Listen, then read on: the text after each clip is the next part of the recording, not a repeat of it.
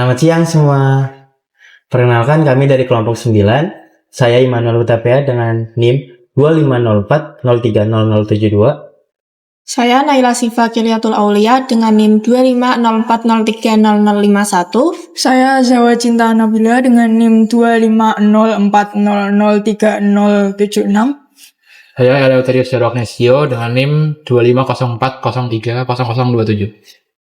Jadi kami akan melakukan tugas proyek, yaitu melakukan pembuktian kesimpulan dari suatu penyelesaian aturan bebas bersyarat dan mencari pembuktian dari bukti langsung ataupun tidak langsung. Oke, untuk soal pertama kita mengambil dari buku Book of Proof. Kita akan membuktikan suatu permasalahan menggunakan aturan bebas bersyarat. Oke, untuk soal pertama yang kami akan bahas di sini, kami akan menyelesaikan suatu soal menggunakan ABB, aturan baris bersyarat. Oke, untuk soalnya yang pertama sebagai berikut. Risa adalah seorang mahasiswa yang mengambil mata kuliah logika. Dia menyadari bahwa keputusan studinya memiliki banyak konsekuensi. Jadi, dia merumuskan beberapa pertanyaan sebagai berikut. Jika Risa mengambil mata kuliah logika, maka dia akan memahami materi-materi aturan bebas bersyarat. Jika Risa memahami aturan bebas bersyarat, maka dia akan mendapatkan nilai A di mata kuliah logika. Jika Risa mendapatkan nilai A, maka dia akan mengerjakan semua latihan yang diberikan oleh dosennya. Jika Risa mengerjakan semua latihan, maka dia akan tidur larut malam. Jika Risa tidur larut malam, maka dia akan merasa lelah. Lalu, jika Risa merasa lelah, maka dia tidak akan menyelesaikan tesisnya. Pertanyaannya di sini, buktikanlah menggunakan metode pembuktian bersyarat bahwa dari semua pernyataan ini dapat disimpulkan secara logis bahwa jika Risa belajar logika, maka dia tidak akan menyelesaikan tesisnya. Oke, dari pernyataan-pernyataan yang telah saya bacakan tadi, kami akan membuatkan suatu proposisi dari pernyataan-pernyataan berikut. Proposisi pertama yaitu Risa adalah seorang mahasiswa yang mengambil mata kuliah logika. Kita lambangkan sebagai A. Lalu dia memahami aturan bebas bersyarat. Kita lambangkan sebagai B. Lalu dia akan mendapatkan nilai A di mata kuliah logika. Kita lambangkan sebagai C. Lalu dia akan mengerjakan semua latihan yang diberikan oleh dosen. Itu sebagai D. Lalu dia akan tidur larut malam. Itu sebagai lambang E. Lalu dia akan merasa lelah, itu akan sebagai lambang F. Dan yang terakhir dia tidak akan menyelesaikan tesisnya, yaitu lambang negasi G. Nah, tadi kan di soal kita disuruh membuktikan kesimpulannya bahwa A maka negasi G. Atau jika Risa belajar logika, maka dia tidak akan menyelesaikan tesisnya. Oke, selanjutnya kita akan membuat premis-premis dari pernyataan-pernyataan yang tadi sudah saya sebutkan. Premis-premisnya adalah sebagai berikut. Yang pertama yaitu A maka B. A maka B ini itu Risa adalah seorang mahasiswa yang mengambil mata kuliah logika, maka Risa akan memahami aturan bebas bersyarat. Lalu premis kedua, B maka C. Jika Risa memahami aturan bebas bersyarat, maka dia akan mendapatkan nilai A di mata kuliah logika. Lalu yang premis ketiga, C maka D. Risa akan mendapatkan nilai A di mata kuliah logika jika Risa mengerjakan semua latihan yang diberikan oleh dosen. Lalu yang premis keempat itu D maka E, di mana Risa akan mengerjakan semua latihan yang diberikan oleh dosen, maka Risa akan tidur larut malam. Lalu premis kelima E maka F, Risa tidur larut malam, maka Risa akan merasa lelah. Lalu yang premis keenam, F maka negasi G, Risa akan merasa lelah, maka Risa tidak akan menyelesaikan tesisnya. Lalu dari keenam premis itu kita akan membuktikan kesimpulannya yaitu bahwa A maka negasi G. Oke, untuk penyelesaiannya kita mulai dari langkah ketujuh, yaitu membuat asumsi A. Lalu pada langkah selanjutnya, langkah 8, kita akan modus ponens langkah 1 dan 7 yang akan menghasilkan langkah B. Di mana langkah 1 dan 7 itu langkah premis A maka B, dan A yang asumsi tadi di atas, kita modus ponens maka akan menghasilkan B. Lalu untuk langkah selanjutnya, langkah 9, kita akan modus ponens langkah 2 dan 8, yaitu B dan C, dan B akan menghasilkan C. Lalu di langkah 10, kita akan membuat modus ponens dengan dari 3 dan 9, yaitu C maka D, dan C akan menghasilkan C dan D. Lalu di langkah 11, kita akan modus ponens langkah 4 dan 10, yang akan menghasilkan E, yaitu dari D maka E dan C maka D, C dan D, yang akan menghasilkan E. Lalu di langkah 12, kita modus ponens langkah 5 dan 11, yaitu premis E maka F. Kita modus ponens dengan E akan menghasilkan F. Lalu di langkah 13, kita akan modus ponens langkah 6 dan 12, yaitu langkah yang premis F maka negasi G dengan F akan menghasilkan negasi G. Maka langkah terakhirnya itu langkah ke-14, A maka negasi G. Itu hasil dari ABB dari nomor 7 sampai nomor 13 gitu. Nah, Ter, menurut gue di langkah 10 lu ada yang kurang, Ter. Kurang gimana tuh? Di situ lu tulis C konjungsi D. Jadi kan belum terbukti D kan. Tiba-tiba di langkah selanjutnya lu nulis E. Jadi kan harusnya tidak sah kan. Iya. Nah, maka dari itu di langkah 10 itu kita bisa menggunakan modus ponen di langkah 3 C maka D, dan di langkah 9 maka C. Jadi kan C maka D maka C kan harusnya kan D. Nah, di langkah 11 kita bisa pakai langkah 4 tuh. D maka E, dan langkah 10 maka D. Jadi kan D maka E maka D kan jadi jawabannya E. Jadi di langkah 12 kita baru bisa pakai konjungsi di E dan D, di konjungsi 10 dan 11 E dan D. Kita bisa hasilkan di F di langkah 13. Jadi kita gunakan modus ponen di langkah 5 yaitu E maka F, di langkah 11 maka E, dan E maka F, maka E kan di langkah 13 jadi F. Nah, karena di langkah 13 ada F, di langkah 14 kita bisa pakai konjungsi lagi nih. Dari langkah 11 dan langkah 13 yang E dan F. Nah, di langkah 15-nya baru kita pakai modus ponen. Modus ponen di langkah 6. F maka negasi G.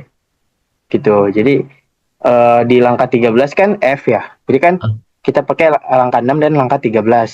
Jadi F maka negasi G, maka F maka negasi G. Maka kita bisa bikin aturan bebas bersyarat dari 7 sampai langkah 16 ini, maka kita bisa buat asumsi A maka negasi G dengan inferensi yang valid.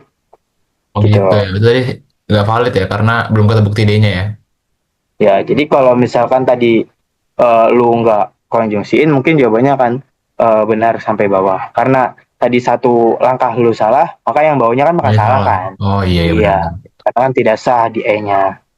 Tiba-tiba C konjungsi D maka E kan. Iya, salah. Harusnya kan turun dulu ke modus ponen. Gitu. Oke.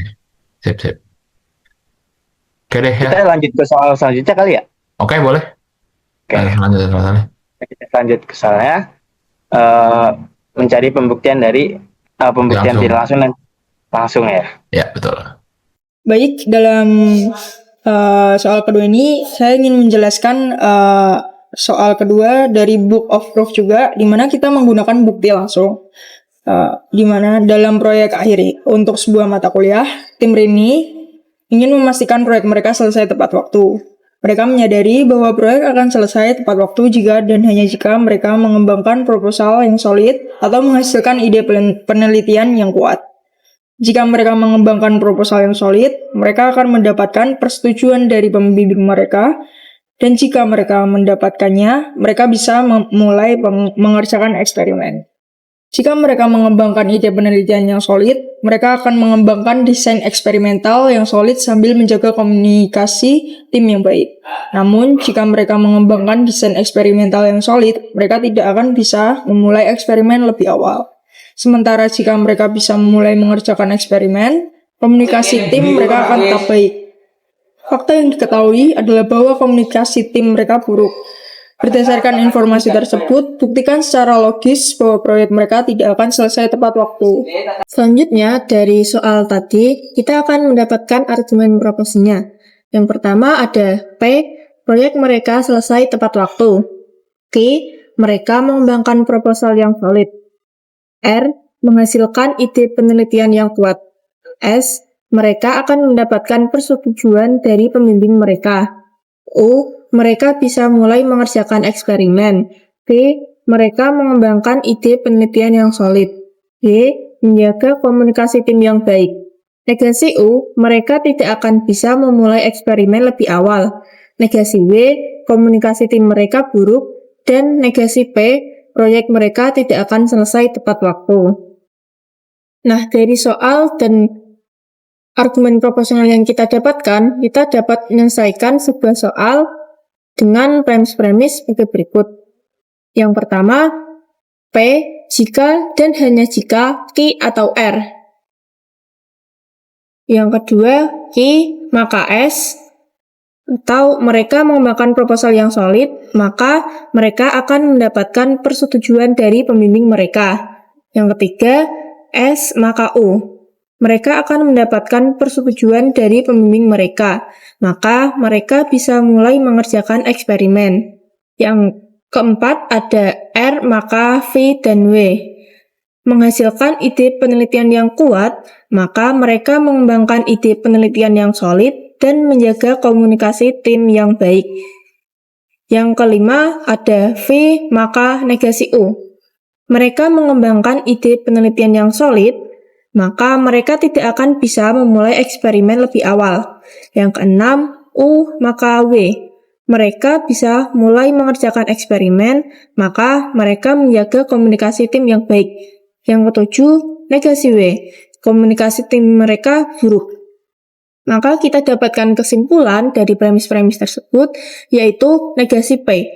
Proyek mereka tidak akan selesai tepat waktu. Selanjutnya, saya akan menjelaskan penyelesaian dari soal yang kita dapatkan tadi. Langkah yang pertama ada negasi U dari 6 dan 1 modus tolen. Langkah yang ke-9 negasi S dari 3 dan 8 modus tolen. Langkah yang ke-10 negasi Q dari 2 dan 9 modus tolen. Langkah yang ke-11 Q dari 2 dan 9 modus ponen. Langkah yang ke-12 Q atau R dari 11 adisi. Dan kesimpulannya, langkah terakhir, langkah ke-13 yaitu R, 12, dan 10 DS atau destruktif silogisme. Bentar. Kayaknya di situ kesimpulan yang kamu dapat salah deh. Soalnya kan dari soal Oh, itu iya, dari soal itu kesimpulan terakhir bahwa negasi P kan. negasi P Tapi kesimpulannya hasil ya. yang Tapi kamu jelaskan ini itu DS kan, yang R gini kan. R, iya R. Nah, kayaknya ada beberapa langkah yang salah deh ya. Mana ya? Mungkin langkah yang ke-11 gak sih yang bikin ke-11. Iya, Iya, yang ke-11 ini kayaknya bikin soal yang terakhir tuh kayak jadi kesimpulannya beda gitu beda, ya. jadi ngawur. Heeh. Mungkin boleh saya jelasin aja kah? Boleh. Oke. Jadi di sini penyelesaiannya langkah ke-8 itu negasi U dari 6 dan 1 modus tolen. Nah, yang ke-9 itu negasi S dari 3 dan 8 modus tolen. Yang ke-10 negasi Q dari 2 dan 9 modus tolen. Nah, yang ke-11 itu negasi V dari 8 dan 5 modus polen. Oke, ada sedikit revisi untuk penyelesaian pada permasalahan kedua ini. Seharusnya di langkah 12 itu negasi V dengan negasi W itu kita lakukan De Morgan untuk menghasilkan negasi V dan W. Lalu untuk langkah 13 kita akan modus tollens langkah 4 dan 12 yaitu R maka V dan W dengan negasi V dan W akan menghasilkan negasi R. Lalu di angka 14 kita akan membuat modus tollens juga dari 10 dan 13, yaitu negasi Q dan negasi R menjadi negasi Q dan R. Lalu untuk angka terakhir, angka 15, kita modus tollens lagi, angka 1 dan angka 14, yaitu P jika maka Q dan R dengan negasi Q dan R akan menghasilkan negasi P. Jadi itu kesimpulan yang benar ya. Negasi P ya yang benar Iya. kesimpulannya. Oh, Jadi jadi bukan R. benar. Iya. Demikian penugasan proyek dasar-dasar matematika dari kelompok kami tentang pembuktian kesimpulan aturan bebas bersyarat dan pembuktian langsung ataupun tidak langsung dari salah satu buku yaitu Book of Proof. Semoga apa yang telah kami paparkan di sini dapat berguna bagi teman-teman semua dan dapat bermanfaat bagi teman-teman semua. Dan terima kasih atas perhatiannya. Maaf jika ada salah kata atau penulisan. Sekian dari kami.